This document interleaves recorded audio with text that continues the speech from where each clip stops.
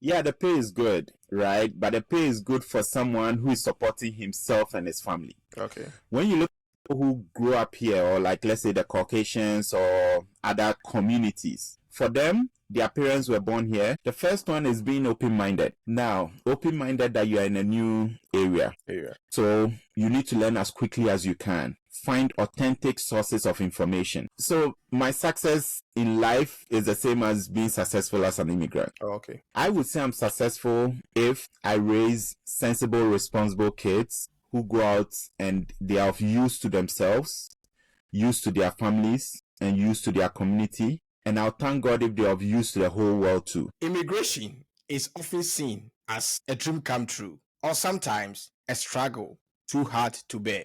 But in between, we see the struggles, the challenges, the successes. Today on the King Obed podcast, I have with me Dr. Charles Ebenezer Abbey, who is the founder of Persistent Key Financial Services in the US, who has been dealing with immigrants in the US. Today, he's here on the King Obed podcast to share with us his journey as an immigrant in the United States of America. So we go into the diary of an immigrant who lives in the United States. Welcome to the King Obed podcast, Dr. Charles. Thank you so much, King Obed. I'm very excited and I'm glad to show up again.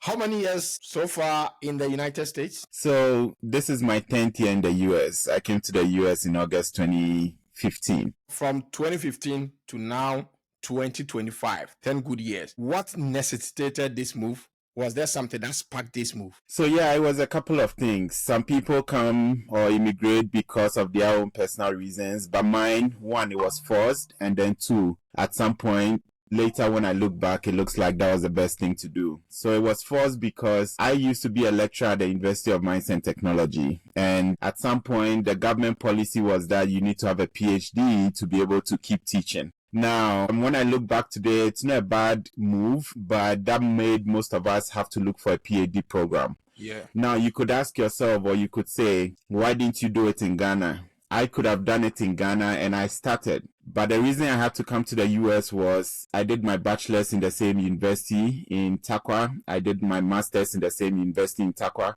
So it looked like if a PhD there, it would look like inbreeding. And they call it inbreeding, like you've not had outside exposure. So that forced me to Ghana. And then I tried to look for applications and I came. But it was also a personal decision at some point because I realized as a lecturer, I taught, I think, 2 courses at that time. And after teaching it for the first year, second year, it became so easy that I was no longer needing to prepare. So one day I got somewhere and I was thinking that, hey, I seem to be too comfortable because I couldn't see myself just teaching the same course for 20 years, 30 years. I might become a professor, but life will become too easy. And I've always been someone who doesn't want to stay in my comfort zone. So those are the 2 main reasons why I'm here. But now when I look back, additionally, the education and the exposure that my kids get to have here is the icing on the cake. Wow. So your expectations before moving and after you've moved, in the process, you are telling us that you are satisfied with every decision you took as an immigrant. Yes. And for every immigrant, I'm sure you are thinking and wondering. One of my struggles here has been that sometimes I see the people I left back in Ghana who were at the same level with me and how they are growing, right? And sometimes you wonder, I also have been at that point if I was back home. And I could have, but being here also, I've realized that I've made a lot of personal growth. So for me, immigration has not been about the money alone because I believe strongly myself that I'll be successful whether I'm in Haiti or wherever. But the biggest thing for me has been the personal growth. And I'll give you a good example. You know, in Ghana, my life that time was after work, I go out with friends, we sit, we chat and come home late, have your dinner, and life was good and easy. Yeah. Get to the US, I have become more family oriented because the system forces you to, but also because you want. And the system forces you to because here you cannot leave your kids to go out and play by themselves. So as a parent, you have to be involved helping your kids to socialize and to play. But I also realized that in doing that, even though the system has forced me to do it, I also enjoy being with my kids because I want to them the work culture, the ethics, and everything. So I think not just the money, but personal life, I've had so much growth that I wouldn't have had if I was in Ghana. Wow. Wow. That's the first part. If you're asked on this show to sum up your immigrant journey in one word, what would it be and why? I would say growth in that one word, because the amount of growth I've made in the past 10 years, I think I may not have made that much growth if I did not move. Not that I'm playing down Ghana or where I came from, but I strongly believe that the system in a way forced me to grow. I was getting too comfortable back home in Ghana because, like I said, the job was easy. I was doing a really good profession that everybody respects you, right?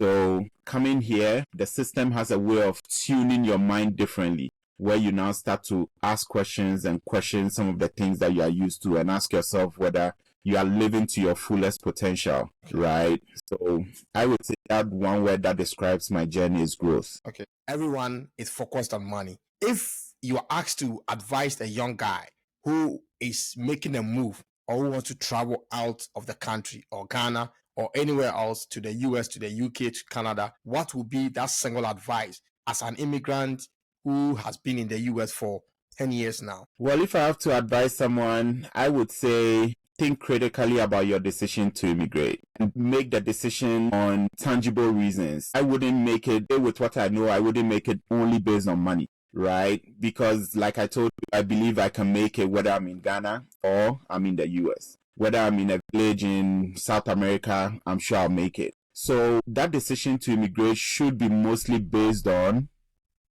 certain core principles. And I'll give you an example of mine. Like I said, the family growth is what makes me happy that I immigrated, and the exposure that my kids will get in this kind of educational system. When I hear my kids speak, how confident they are, the kind of things that they are doing at this time, it makes me okay. And so I always say that even if I'm poor, right, compared to how I would have been richer in Ghana, but I get to give my kids, which is the next generation, this education that I'm talking about, I think it will be good. And I got that example from my dad, right? My dad was a low level, well, he was an A-level person, but he fought tooth and nail to put us in the best education in Ghana. I attended Morning Star, which for our income level was unheard of, and he struggled. We were sacked from school for school fees and all that. But that set the example for us, right? So if my dad as an A-level person put me in a school, in the best school in Ghana or one of the best schools in Ghana, what do I have to do to top that? If I also put them in Morning Star, then I just leveled the same level. So for me, if I can put them in a worldwide accredited university or school, then that makes sense. Yeah, I wouldn't say move because of money, move for something tangible. If you want to be the best at, let's say, research in the whole world, that is a good reason to move. Maybe you're a biopharmacist and you are topping the system in Ghana. You are the best biopharmacist, but you want to conquer the world. Be exposed to the best equipments and research facilities to do bigger and better research that could be useful to the whole world. That seems like a good reason too. But if it's just about money, maybe you can reconsider. Because you can have money wherever. There are people in Ghana who are so rich, they come vacations in the US. And that can be you if you do what you need to do. Okay. So it means that, like people travel, and mostly when you take maybe 10 Ghanaians who are traveling now, 9 out of 10 focuses on money. Everybody's focused. Even if the person had gained admission to study, the person is fixated on the amount of money maybe he or she is going to make at the end of the year or at the end of the week or day. So like you're saying, you have summarized your immigrant journey as in one word as growth. Does it mean that immigration or migration forces you to discover yourself as a person? Yes, personally, that's what I think, because like I said, I got exposed to a lot of things or a couple of things that have made my growth happen. If I was in Ghana, I was just too comfortable, and the system made you comfortable. And again, not being gender biased, but as a man, the system also in Africa makes you even more comfortable, right? But when you go to another place, you get to see the bigger struggle. And you get to, if that desire in you to succeed is really strong, you figure a way out. And by figuring a way, you're going to be good. So comfort is one of the things that will kill your growth. And if you're ever comfortable in a place, then you need to move out of that place. Whether it's your home country, whether it's in your job, whether it's in your business, the moment you get too comfortable, I would say look for something more challenging. Okay. So, as an immigrant in the US, when you decided to leave Ghana, how was the preparation, the emotional kind of resetting, the financial challenges that probably you thought you would have gone through and all? How were you able to put all of this together? And he said, regardless of whatever I've heard, I've seen, I've read, I'm going to take this path, whatever it's going to cost me. Did you have to sacrifice something so precious? Yes, I sacrificed a lot. I'm a very social person. So one of the biggest things I sacrificed was the relationships that I was very used to, right? I had really good friends in Ghana, childhood friends that I grew up with. Those relationships no longer that strong. It's just an occasional hi, how are you and stuff. So that's something we've sacrificed. But we also sacrifice on the financial side, because you come all the way to zero and you are starting afresh in a new country. That is the biggest sacrifice that also happens in it. But when you talk about preparation, when it comes to preparing to move, there's a lot that you have to put in place. One of them, for me, the most important one, is your family. So when I got the opportunity to come study in the US, I came to do grad school here. I had a wife and a kid who was just about 1 year old. So as part of that preparation, you have to make sure you set them up well to leave them. I was supposed to leave and then later see how to get them over. Yes. So how to set them up. And so that is also part of the stress, because you have to figure out a way to survive when you're there while also supporting and helping them also do well here. So those were some of the things that I would say were important when it came to preparation or preparing to leave. But there was also the emotional side, the excitement that now you get the opportunity to study in a top class university in the whole world. You can't deny. But my biggest thing was something that's called burning the ship. There's a story back in history of a general who was trying to conquer a city, right?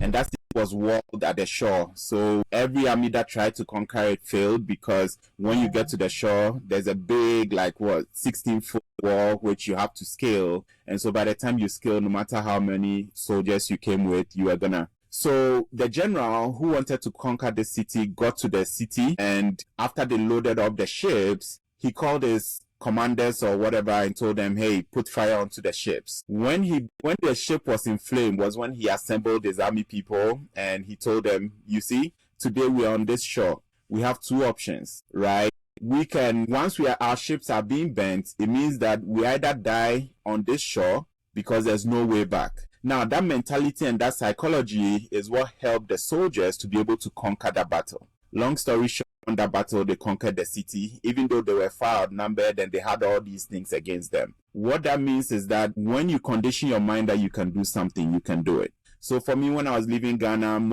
I bought some really nice furniture because I was just starting life fresh with my wife, married. We just had a new kid. We bought all the plush toy things. We had a car.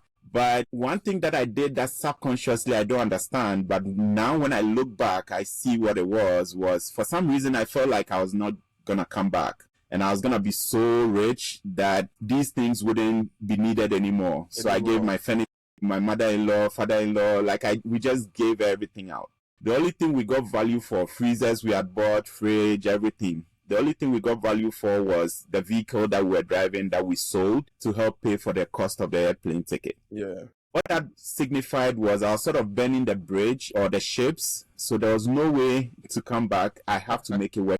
And I think that's part of the reason why we are doing well, because that mindset and that mentality that you have to make it work, it's a very powerful mentality. And once you have it, for example, you start a business, you tell yourself, hey, I have to make this business work. If my family will eat on this business, you will see that you do things that you are not used to, but that's what will succeed. Okay. It's okay. So you see, with what you are saying, there are people who are not able to bend the bridge, or they are not able to bend the ship. There are people who are stuck in between. So they don't know whether they belong to where they are currently, or they belong to Ghana, or they belong to wherever they came from.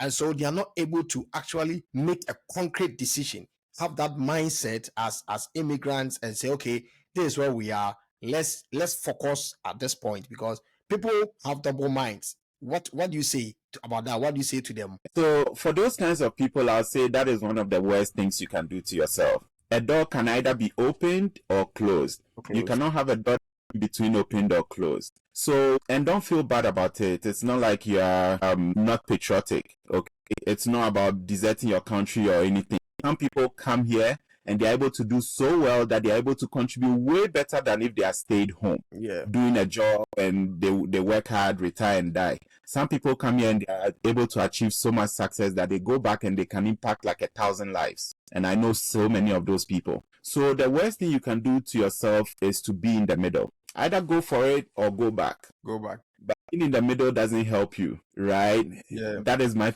opinion. Okay, because I'm asking this question because people are stuck. There are people who don't know whether they should build in Ghana. When I say build, it's not a matter of putting down a structure or something. Like build another life in Ghana or continue from here, or where they don't even know because they are thinking of pension, they are thinking of this, they are thinking of that. Maybe let's spend some 10 years here. When we get our citizenship, then we go back and a whole lot. So they are not able to concretely make a firm decision that this is where we are. This is our new home. And let's forget, for instance, what we left back home and then focus on what we have here. So that going forward, we'll be able to build, starting afresh, start a new life and do everything all over again. So people are in that state. Conundrum, Yes, in that state, always trying to figure out what they should do, what they should not do and stuff. Yeah, so you came in 2015. From 2015 to 2025, what has the journey been like? The ups and the downs, the struggles, and then the wins, the successes. What has it been like? Yeah, the journey has been a really good adventure. And like I said, with so much growth. So let me give you a quick time shot of how my journey has been like. So I came to BSNT for grad school. I did a PhD from 2015 to about 2018. So again, making it that this is what you want to do is very helpful because I could have taken 4 years, but I did it in record time. I did it in about 3 years. And most of it was me doing like 6 months outside even campus. So the time on campus was just about 3 years. So after I finished grad school, it took a little bit to find a job. But once I found a job in one of the top mining companies, Freeport-McMoRan, I did that for about a year or 6 months. And then I moved to Nevada Gold Mines, became a senior engineer there. And then I moved to Rio Tinto and became more like a manager. So I spent about 3.5 years more or less in school. Then I've been working for the past, I would say, since 2019 to about 2024. That's about 5 years. And between that 5 years, I grew all the way to become a manager. And I can share some quick tips on some things that made me successful this quick. If you realize when you come to the US, people don't appreciate your work experience. So I'd worked for, 7 or 10 years in Ghana before coming to the US. And every time you applied for a job, they are wanting to look at you like a fresh graduate because you didn't school in the US. Yeah. So I had to start from scratch. But one thing that people lose sight of is you already have the experience. So working with a job, me for instance, I have always moved in about 15 months. In the US, that's your quickest way to grow. When you join a company, work hard, learn as much as you can. And once you feel like you've learned as much as you can, if you feel like you're ready, you can move to the next place where you can increase your salary and you could also even jump to the next level. Yeah. Thing is, we come here with the mentality we have from Ghana. And in Ghana, most of the time, I've worked for ECG for 50 years and I'm retiring honorably and I'm going. Yeah. Maybe that works in Ghana because Ghana has a pension, you have SNIT and you have all that. In America, most of the companies have moved away from the pension. So there's really no, I would say, benefit in quote, doing that lifelong service to a particular company. That is on the money side. But when it also comes to job security, in Ghana, ECG, no matter if you are non-performing or Ghana Water or a lot of jobs in Ghana, even if you are non-performing, to be fired is, you'll be paid. And also you don't get fired for performance. Yeah. I hear you could be performing, but companies change focus and then you can be off the street on the next day. Yeah. So the job stability that companies used to give that made people want to serve a company for years is no longer there. So if you are still stuck in that mentality that I pride myself in working for the same company for 30 years, then you are not doing yourself much of a favor. You have to, in a way, focus on yourself and how to grow yourself through the ranks and be able to grow. So if a company is not promoting you and you can find that opportunity somewhere, take it. So that has been, I sort of veered off, but that has been my journey till now. But along the journey on the personal side also, we had 2 more kids. And we had those 2 kids, 2 of them while I was still in grad school. And then after school, we've been able to keep the family together, and then we keep growing every now and then. Talking about family, I can say that one advice I like to give, so I mentor a lot of people who come to the US. Yeah. One advice I like to give families, especially when I came, I was an F1 student. My wife couldn't work because she's on F2. Now, that was a time, and it was an agreement between us that we decided that, okay, then let's have all the kids we want to have. Because at some point when my visa changes and you are now unemployed, you are also able to work. Yeah. At that time, if you're having your kids, then you have a smoother work career, and then you don't do all these maternity leave, which slows your career. Yeah. A lot of companies try to compensate for it, but you still agree with me that it slows the lady's career. So that was something we agreed on. That helped us a lot because while I was in school, we had all the babies we wanted to have. And once we finished, now she could focus on her career and I could also focus on growing my career.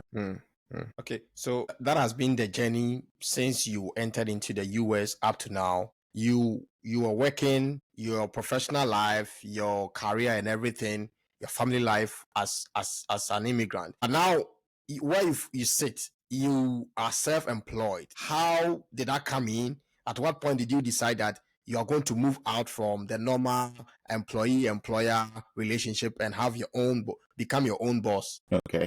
Yeah, that's a great question. That has come about because of a lot of things. The first thing I'll say is that now I'm a very technically sound person. Okay. I'm a mechanical engineer. I know my stuff. So any company I go into, I want to bring improvement and everything. But one thing I saw in my first company was that I felt like I was more technically sound than whoever was managing me. And sometimes also and this is not me being too known or anything, but sometimes also you look at some of the decisions that these bosses make and you're like, no, I would never. You try your own way to bring the information to them, and maybe I didn't do a good job at it, but they don't take it. So it feels really painful to know what is right, do it, they don't do it. The first thing was that I felt I had a lot of friction with whoever I was reporting to. Okay. And when I moved from one company to the other, I thought it would change. And I still faced the same thing and I kept facing it. So I'm someone who is quick to realize trends. So at some point I was like, will I ever be able to have a really good work career if I stayed on this course? Yeah. But secondly, when I look at the economic landscape in the US, it didn't look good. We all have these dreams of the American dream that we all think about. Have a nice house with a picket fence, your kids are happy, you play with them and all that. But looking at the reality as an immigrant, you are still supporting family in Ghana. You are still supporting your family. And if you are not lucky and you come from humble beginnings, you want to take really good care of the generation ahead of you. You want to also have a good lifestyle that you also enjoy. And then you also want to set up your kids for the future. So you alone, you are faced with 3 generations that you want to take care of. That aside, you're also trying to live like 2 lives, because a lot of us still want to build homes in Ghana and build homes here and live that comfortable life. Yeah. But that can be a challenge. That can be a very big challenge. And a lot of people are not able to navigate it well, right? So for me, looking at all those, I'm like, okay, I can go stay where I am, which will be a struggle. And again, I'm always quick to see trends. So the job industry didn't look like I wanted to do it all my life. And my last job, that I also was commuting about 1.5 hours, which, because the roads are good, you can drive it in about 1.5 hours. But when you look at the mileage, it's like I drove from Accra to Kumasi every day to work and I drove back. That took about 3 hours away from my life. So as a mining engineer, you will never live in a nice city. You always live in an outskirts because mining is not allowed in a lot of places in cities. So I couldn't see myself losing 3 hours of my life every day just in commuting. That took a lot of time away from my family. Like I said, I'm a very family-oriented person, and I'm like, I don't want to lose 3 hours to a job just commuting. If I'm actually working, fine. Then when it comes to the economic side also, I'm someone who quickly sees trends. So I look at how salaries are increased. After my first job, every year they increase you like 3%, 3%, 3%. But house prices are going up by double digits. Yeah. So when you look at it, you're like, man, if you don't do something else, you will be lost in the middle somewhere, because your salary is increasing just about 3%, but even house prices are increasing by about 10% every year. So you are never catching up. A lot of people are under the illusion that they'll catch up.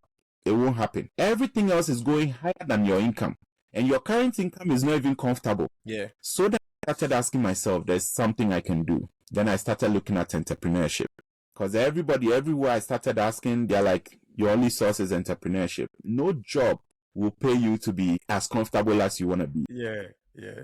My holding says this: any job that pays you above TK, they want you to know that they know that you know that they own you. What does that mean? You will get the money, but you won't have the time to spend it. Yeah. And it was true for me, because at some point I was working for Rio Tinto as a manager, traveling to Australia, traveling to different states, like you were constantly on the run. And when you're a family man and you enjoy family life, you get to a point where every day or minute you are away from your family is a big problem. So at some point I'm like, yeah, I'm making good money, but I really want some freedom and then be able to spend time with my family. That was where the shift came, that I needed to do something else. And everywhere I researched, everybody talked about entrepreneurship. Okay. So that is how you were able to evolve from an employee to become self-employed. Yes. Was it an easy journey? Was it something that maybe now you could say you've taken one of the best decisions since you entered into the US? It wasn't an easy journey, and it's still not easy, right? But I would say worth it. So let me give you a little bit of the exodus or the journey. So it started with the discomfort. And I'll say that a lot of people are not feeling discomfort. That is why they are not making a move. But when I was feeling that discomfort, sitting in a bus, not doing anything for 1.5 hours in, 1.5 hours out, it gave me some discomfort that did not make me sleep at night. And it was that discomfort that made me act. Now, I started first looking at options. So I would say before you go into entrepreneurship, look at options. I did training to become a Scrum Master. But for some reason, I knew that there were 3 things. If I wanted to do something else, there were 3 things that I needed to have. And what are those 3? The first one is freedom of money, because I wanted the money. The second was freedom of time. And the third was freedom of location. So I needed something that would make me money. I needed something that allows me to be flexible with my time. And then I needed something that I could do anywhere in the world. So I considered being a real estate agent. I got my license. I got my NMLS number that gives me the permission to be able to work. Then I got my Scrum Master certification. Then I also looked into being a financial professional. But what made me stick in my current profession is the early wins. So after getting all these 3 things, and because I was so uncomfortable, I put in the work and I did all the 3 certifications around the same time. So I was starting the Scrum Master thing. I was also starting the real estate. I was starting my financial services business at the same time. And I told myself and I told my wife, hey, I really feel like I should do this. So for the next year, there are going to be some sacrifices. I'm going to stay up later. I might not be able to play with the kids as much as I needed to. Maybe I need to be released of some of the family duties. But if I can do this and I can succeed, it will buy back everything we've lost. So I'm saying this to let you know that if you are considering a step like this, communication is important between you and your spouse. Okay. So that they can understand the sacrifices ahead.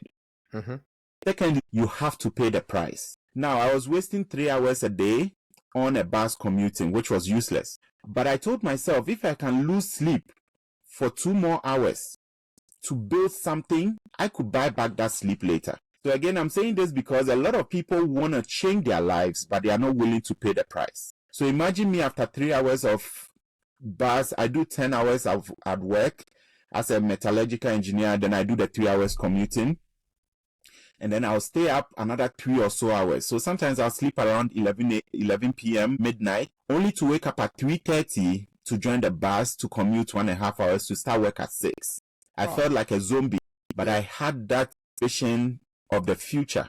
So as we speak today, I'm an entrepreneur. I have a lot of time on my hands because I was able to sacrifice 3 years of less sleep and all the things that was needed so that now I can buy back the time. Wow. So that was, I tried a couple of things. So the last part I want to bring to bear is there are some people who are afraid to try things. They are afraid to risk. I spent money getting that certification for Scrum Master, getting my real estate license, right? But today I have it back. So I meet a lot of people who want to change their lives, but they don't want to pay the price. They don't want to pay the price of less sleep, facing time with their kids. For me, the things that is excuse to a lot of people is rather my driving point. So someone wants to change their lives. They're like, oh, okay, what does it entail to change my life? And you tell them, oh, it will take 2 hours less sleep every day or 2 hours of not playing with your kids every day. Then they're like, oh yeah, my kids are so important to me. I cannot sacrifice that. Yeah. Okay. But if you sacrifice it for a year, you could buy back time that now you can spend the whole day with them. So for me, the things that people use as excuses are rather my driving points. Wow. If your kids are your excuse why you can't put time in an entrepreneurship business, guess what? If you could sacrifice that for a year, you could buy back the time. Today, I attend each of my kids' PTAs, anything that is happening at school. I even volunteer at their school. They have these sign-ups where they are saying, oh, if you're a parent and you want to come read to the kids, because they realize the kids enjoy seeing their parents. Sometimes I go to lunch with my kids. So I take my lunch that I'll eat at home because their school is closed. I'll drive to the school and then we sit and then I eat with them. I see my kids enjoy it so much. And this is how you become a present parent, not at the sacrifice of income. So yes, pay the price, do what you need to do, and you can get to a point where you're going to be happy you did. Yes. So paying the price, like we started when I was saying that most people who come into these bigger countries or Western countries are just aiming for one thing. Let's get the money. But you realize that when you come and you meet the realities on the ground, you realize that it's not so easy as it has been painted out to people or by people to others. And going through all these phases, how was your finances like? How were you able to navigate your path through these financial struggles or challenges and all, especially in the US where it's a big economy? People say the US pay bigger. If you are here, move to the US, the job is ready, available, and you could get paid and all those kind of things. So it means that the pay is good, the economy is good, and all, but still people face those challenges. How were you able to navigate all this path to come to this point? Yeah, the pay is good, right? But the pay is good for someone who is supporting himself and his family. Okay. When you look at people who grew up here, or like, let's say the Caucasians or other communities, for them, their parents were born here. So their parents had a good, let's say 401k that they live on. So when they become adults and they are working, they have no struggle or no pressure to take care of the generation above them. Yeah. That's a significant cost that we bear as immigrants. So when you look at our income, it's the same as what they also make. But for them, they have less things to spend on. For us, we are trying to build 2 families, one here, one there. We are trying to spend on a house there, a house here. Here, someone can start, and we also come late. I got to the US at 32. Yeah. We come very late. More years, I work at 36. Yeah. So 36, I have less years to retirement compared to someone who starts after college 25 and they are making the same money I'm making. Yeah. So the money is good for the standards here. And here, let me just throw this out there to my friends in Ghana who are people here who expect so much from them. Yeah. It is hard. It is hard for the people. So please be a little bit more appreciative and also a little bit less demanding. If you can hustle for yourself and do something in Ghana, please do it. Because the people here, a lot of them are struggling. If they do a normal 9 to 5, the income they make is commensurate to the standard of living that is good for them here. And having just one family, one household to take care of and all that. So yes, the pay is good for the standards here. But additionally, the higher you make, the higher you pay in taxes. Okay. The higher you pay all these things. So yes, your brother can tell you, hey, I'm in the US, I make 100K a year. And then for you, all of a sudden, you are calculating it into Ghana cedis. He's making 1 million cedis a year. Oh, even if he gives me 200,000 cedis, it shouldn't be too bad for him, right? That is your mentality. Yeah. But let's look at the rest. That person is making 100K. He's in a state where he pays federal and state taxes. That comes to about 30% of his income. So that his 100K quickly becomes 70K. That 70K, now he has to think about retirement and putting money down in his 401K. That's, let's say, 5%. He gets a company match. That brings it to 65%. We've not talked about his household living expenses, mortgage, and all that. Here, mortgage cost. So let's say you could be living in a house that's about $2,000 a month. If you have a family, to have a sensible house, $2,000 a month. That's about $24,000. Mm-hmm. That off the bat reduces that 65K to about, 40K. And then you think of the food, utilities, and everything. So people here are more or less struggling. The only advantage is, even if he can send $100, it's about 1,000 Ghana in Ghana. But it's not as easy as we think it when we are in Ghana. So if your brother or friend or someone tells you that, like, you want to immigrate and they tell you, hey, it's not as easy as you think it is, and you think that it's just because they don't want you to come, please rethink that, because a lot of people, when they finally come and they see the reality on the ground, they are like, oh, man, it wasn't as I thought. But at that point, they already made it, right? So I would say it's been okay for us, again, because I've always been someone who has pushed myself. Yeah. So as I told you, I always move from company to company, and sometimes from one jump to the other, you could negotiate a 10K raise in your income, a 20K raise in your income. Meanwhile, someone who is staying at the same job would just get a 3% increase, which is like $3,000 if they make 100K. That $3,000, by the time they take taxes and everything, you only see like $100 increase in your income. Yeah. Yeah. So because of that, I think I've been ahead of the curve. But yes, it's not as people think it is. Yeah. Because the key reason that most people travel is financial. And for instance, somebody will say, you people, you don't know, if you were to live in Ghana now, things are hard anywhere that you see people migrating. So, many people leaving the place to a different country in the Western world.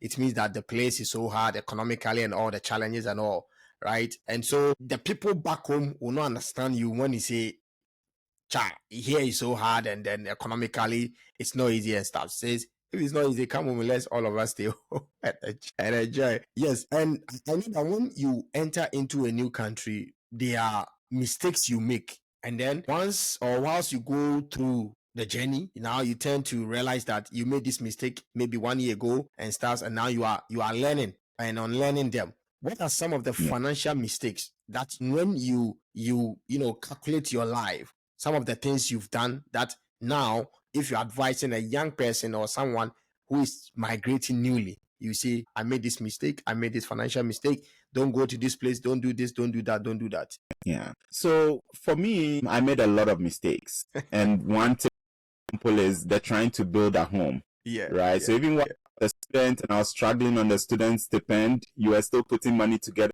and buy land and all these things. Now, I bought 4 plots of land or some number of plots of land in somewhere after Accra, which today I don't know what the status of that land is. Why? Because we've not been able to register it. We've not been able to. If you are here, you need help there. You need someone who really has your interest at heart. Yeah. Right? So, and even when you have people you think you trust, some of them will fail. I'm not saying I've experienced that. We hear the stories, right? So some of the financial mistakes are focusing too much on a place that you don't plan to live in. Again, that's why making the decision. Me, for instance, I've made the decision that this is where my life is. And this is why. For those who say, oh, I'm going to retire in Ghana, good luck. For me, I know this is where I'm going to live. And let me tell you what. Again, I'm never a motivated person. Yeah. I'm a family motivated person. Mm-hmm. So when I look back, me and my wife being here in the US, we've struggled with our kids and childcare. In Ghana, you could just ship your kids to your wife, to your mom or dad, family, cousins, aunties, and then you can get some, even friends, and get time to do stuff. But here, it has always been me and my wife, both of us always on or one of us on. We've never had a break because of childcare. And that has been one of the toughest struggles we've had. Now, when I sit back and look at it, I'm like, okay, what if I'm able to raise these kids and we are now 65? We've built a house in Ghana, built a house here. Want to go retire in Ghana. What are we doing? We are subjecting our kids to the same struggles that we went through. Because if we were here as grandparents, we could help them raise their kids, right? And be that support we never had. But if we also pack our bags and we leave, so some say, oh, I'll be there and I'll be coming and I'll be going, that's $2,000 twice a year. Hopefully I'm rich enough and I can afford it. But again, all the relationships you had in Ghana might be now gone. Because like I'm saying, I have friends who I still try to keep in touch with.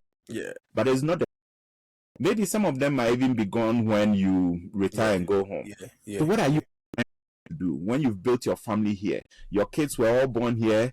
They'll have their relationships here. And we've seen it with other people.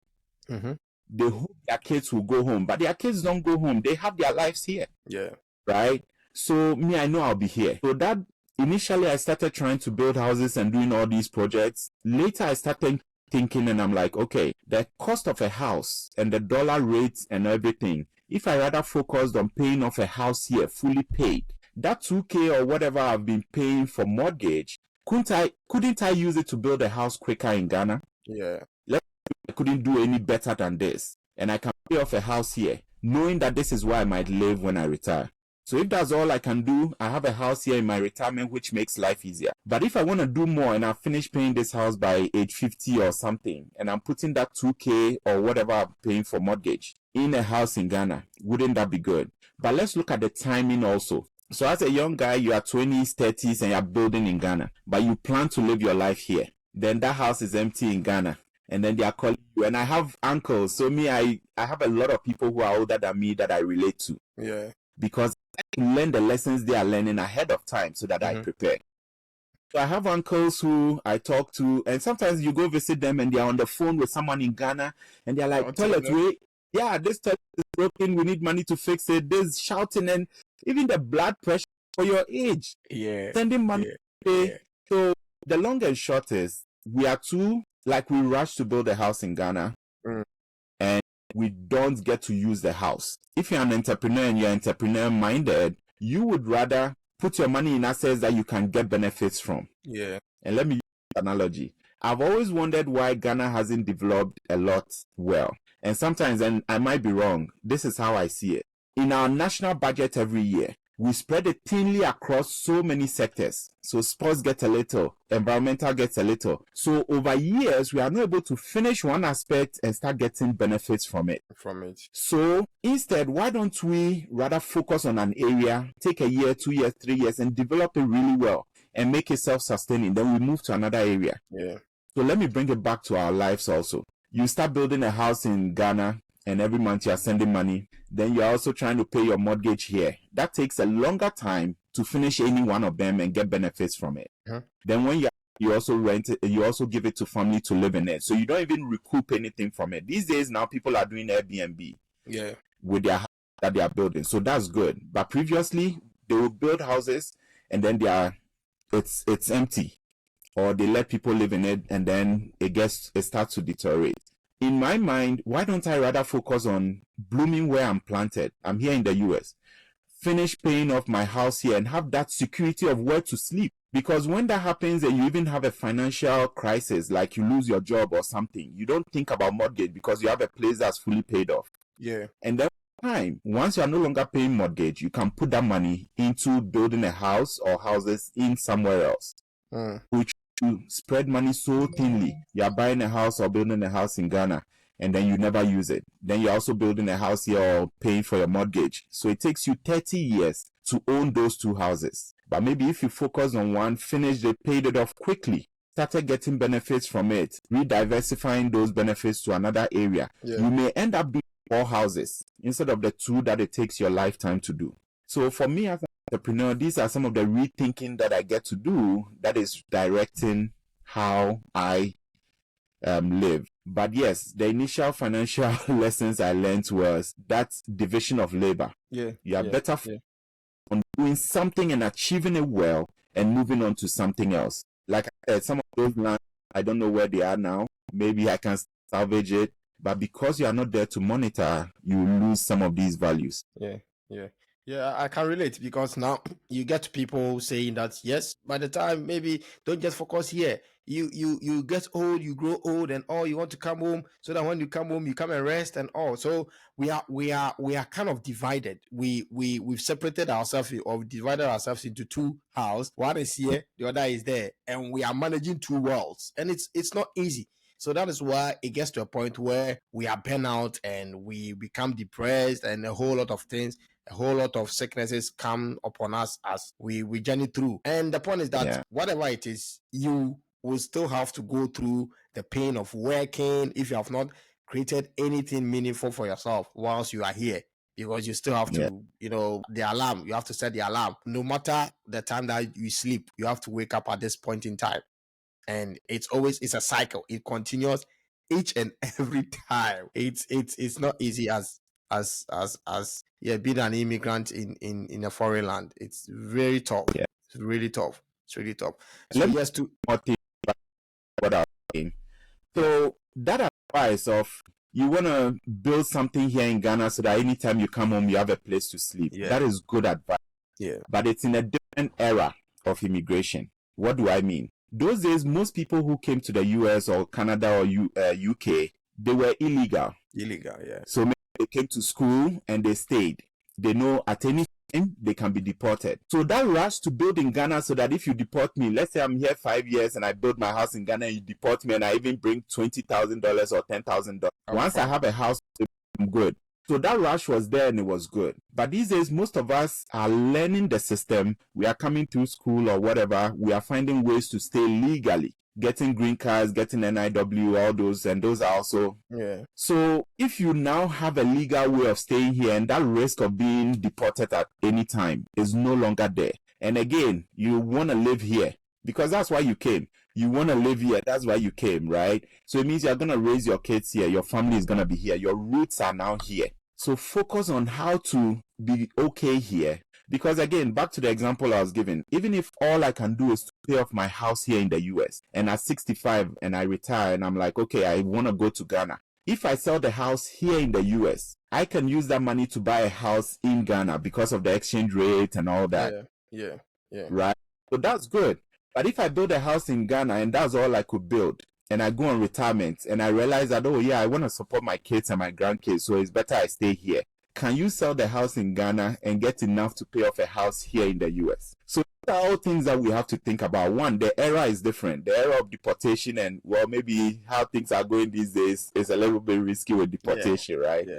But again, really, the era is different. Now I meet more people who are here legally than illegally. But those days, the numbers were opposite. Yeah. So if you are here legally, why is the rush? And if you came here on your own, why is the rush to build back home? It means you wanted to live here. That's why you came here. So bloom here. And once you bloom here, some can extend back home. Okay. But again, building a house here and fully paying for it, you can sell it and buy a full house in Ghana when you are ready to go home. So I would say, because houses here appreciate. And a house in Ghana will also appreciate. But because of that exchange rates, a house appreciating 50K here will be very significant in Ghana. Wow. So if all you can do is one house, focus on what you're doing here. Yes, interesting. And in terms of adaptability, you see, it's an entirely new system. Now, when you come in as a fresher, and even as you journey through, what are some of the adaptation skills that you need in order to fit into the system? The first one is being open-minded. Now, open-minded that you are in a new area. So you need to learn as quickly as you can. Find authentic sources of information.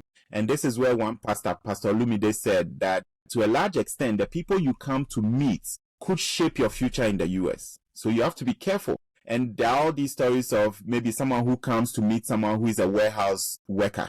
So they're like, warehouse, okay, I almost spoke tree, but warehouse is what we all been doing. So also go get a job in, and then might make that your new reality. So I would say, first of all, learning as quickly and as authentically as you can. Secondly, getting mentors. Third, joining good communities. And I can expatiate on a little bit. So the first one we already talked about, learning. Go get information from the right sources. For example, when I was about to finish my PhD, I never knew about the national interest waiver. So a friend of mine, and I'm always grateful to him, Dr. Charles Mbora, he went to find it out and he came to tell us. Then I was like, how come I've never heard about this? So I needed to do research. I called an uncle who was in Ohio, who I thought would have information because he's been here 40 years. I called them the Uncle Smiths. I called him and I'm like, hey, a friend of mine is telling me about this. What do you think? Do you know anything about it? Can you give me more information? He told me, here, the only way you can get your green card is through marriage. So if you want, I can find you someone. I'm like, man, I'm already married. How do I divorce my wife and get married, all that? So if I had listened to that person, I would have not found out more. But back in my mind that, okay, the USCIS is the institution that deals with immigration. Yeah. So can I go to their website and see whether this information is true? And I did, and it was true. And the good thing is I qualified for it. So I applied and I was able to get the green card. So that is where I say get authentic information, because people will spew information at you, but you should be able to sift out the right ones. Yeah. Then secondly, get a mentor. That's us who have gone through these things. We've learned how people have done it and it didn't work for them. We are charting a different path. So when you are looking for a mentor, look for someone who is already at the place where you want to be at. Don't look for someone who is also struggling like you, because they'll help you struggle. A mentor will just amplify you. So if they are struggling, it means you're also going to struggle and struggle better than them. Look for a mentor who is already at the place where you are. And then also community. Okay. Most of us want to be secretive. Most of us, I'll tell you, I have 3 good friends who, till date, we live in different states, but we get together as often as we can. And we talk on phone and everything. These 3 friends of ours, what we did was, if I got a job, I shared the job benefits with my friends, with these 3 people, and they would also share theirs with me. What we realized is sometimes you get lowballed, which means they were paying you lower than your value. But because we shared it, this person will be like, oh, my company gives me this in addition. Then now you know and have something that you can go fight for. Yeah. But if you don't know, you'll be in the dark. So I know people who they'll tell you their salary and they've been seriously lowballed. But for them, when they tell you 60K, they calculate the 60K to Ghana cedis and they're like, man, 60K a year is like 600 million. Yeah. 600,000 Ghana cedis, so I'm good. Even if I use 100,000 to do this, I'm still going to be good. Yeah. But then they don't realize the reality. But if you're a good community of people who are sensible, people who are open-minded and objective. So one of my friends, I got to know, oh man, with the same qualifications, he's making better. Then I started advising myself that, okay, I have to go renegotiate what I have. Yeah. And when I went to renegotiate and it didn't work out, I started looking for my options. Then I moved to another company and I made that. But I would never have known if I didn't have a group of community, which was a solid community that was very open and very like sharing. Yeah. So one thing we have to walk away from is this secretive nature of nobody should know how much I make. That is how the employers cheat us, because they know Obed won't tell me what he makes, but maybe they are paying me double what they are paying you. Yeah. So we have to let some of these mentalities go. After all, if you know how much I make, you can't take my money from me. But you know what I make, you can advise me that, oh, this is too low. I have the same qualifications and I'm making more. So you can go and ask for this and this and this, and then that can help you do better. Your experience is coming to bear, the things you've gone through, the challenges and all. As an immigrant and as a young person, someone who is struggling to find his feet in a new country, what would be advice to them? If you're here and you are struggling, I would say go all in. Go all in. It's generally recognized that there's no employee who has become a millionaire. So you have to decide how you see your future. And if your future is to just work for someone, make enough, and then retire and die, that is fine. Stick to what you're doing. But if you are the person who came to America because you want the American dream, and the American dream is you being comfortable, you being able to travel, go on vacations, because the American dream involves vacations. How can you be in America and not go on vacation? Americans like vacations. So if you want the American dream and that's why you came to America, then you have to reevaluate what you are doing now. How do you move into entrepreneurship? And King Obed, I tell you that it has never been easier to be an entrepreneur. It has never been easier to become a millionaire. I'm on my journey. The day I get there, everybody will hear about it. But yes, it has been easier. Yeah. What does it take? It takes being open-minded. People are too skeptical. You meet people a genuine opportunity you want to share with them, but their skepticism does not allow them to evaluate the opportunity well. Yeah. So free advice to people: when someone tells you they have an opportunity for you, instead of being afraid of the bad consequences that could happen, and I'm not saying it won't happen, it could, right? Why don't you focus on the better ways of evaluating opportunities? Because a lot of people walk away from opportunities because they are so skeptical and they lose out on the opportunity. But what if, instead of focusing on the skepticism, you rather focus on being able to identify opportunities better? That could be different. So I would say start by showing yourself or learning how to evaluate opportunities. It could be something you want to do. Secondly, pay the price. People don't want to pay for licensing or courses or studies or education or self-development, but they want to win. Pay the price, whether it's in cost of getting trained or learning, or cost in sleeping, or cost of time to your kids or your wife or whoever. You could sacrifice that for a year and be able to buy back all that time. So 1, learn, self-develop. 2, pay the price. And 3, take the risk. So, wow. This is very good. This is very good. And I think that, like, people come on the space, the media, and talk a whole lot of things, give a whole lot of information, whether misinformation or it's appropriate or not. Most people sometimes you don't even know, because they tend to say whatever they want to say and keep whatever they want to keep. And like I was saying, most of us are secretive. Most of us, it's like we are operating a cult. We don't want to open up and, explore other opportunities, because it's like, this is what I know, and that is all I know. I don't want to get to know any information and, explore further. So yes, in wrapping up, as an immigrant, as a senior immigrant, I want to put you in that category. And as somebody who has established himself well in the United States, what are the best and the worst things that happens or about being an immigrant, like in the US, in the UK, in the Canada? What are some of the best and the worst things about being an immigrant? Yes, one of the best things is, for me, the personal growth. The second is financial benefits, right? Yes, if you save, invest, do all the right things, you're going to be comfortable and you're going to be happy. Some of the bad or the worst things I see is choosing and raising family. And I'll explain. Choosing spouses. And I'm always happy and grateful to God that I was already married before I came to the US. And I mentor a lot of people, young guys who come here single. The things that they struggle with is finding a good spouse. And most of the time, if they go back home to find a spouse, they are never sure that the relationship that they developed. And I hear a lot of people telling me, yeah, I'm single, but I recently reinitiated some conversation with someone who I used to know. And now we get married. Then I begin to see red flags, because at that point, you're not sure if the person just wants to come to the US using you as a ticket. And that's why a lot of relationships break up. So that's one of the worst things I've seen. The second thing I've seen that for me is a very alarming is, because of the struggles here, a lot of us are not able to instill certain values in raising our kids. Sometimes not because it's our fault, because the system has designed it that way. So sometimes we try to raise our kids and we want to give them everything because we struggled back home. That is okay, but we have to make sure it doesn't ruin them. And the second part of it is the system also sometimes forces us not to be able to.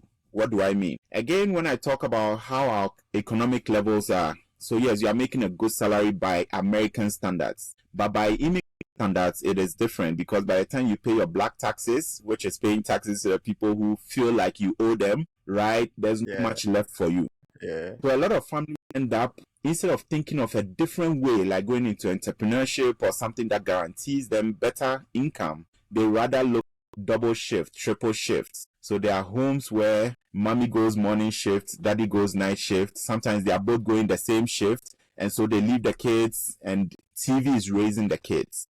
So for me personally, what I've seen is the number of immigrant kids or first generation, second generation kids who are not leading the lives that you would expect is increasing, because the system's pressure is making people have to work so many hours, and we are not focusing on helping raise our kids the way it should. Now, someone will argue that, in Ghana also, because me, for instance, growing up, I didn't see my dad through the day.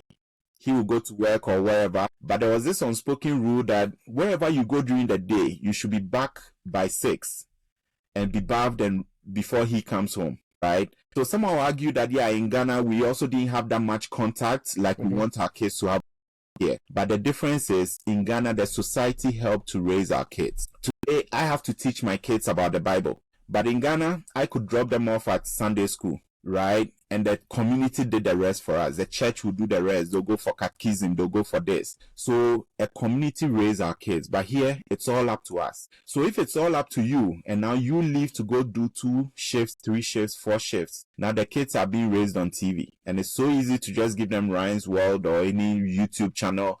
They'll consume it the whole day. But it has problems on their psychological and life upbringing, right? Yeah.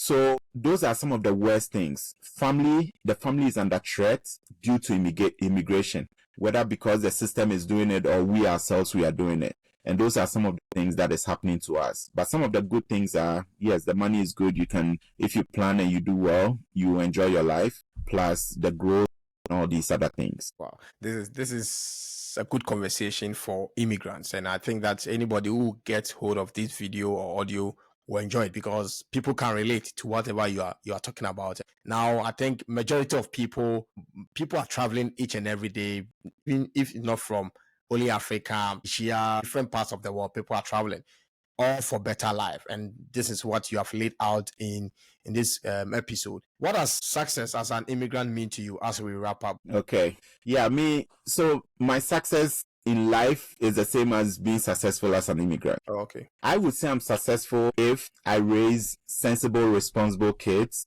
who go out and they are of use to themselves, use to their families, and use to their community. And I'll thank God if they're of use to the whole world too. But the minimum is be of use to their community.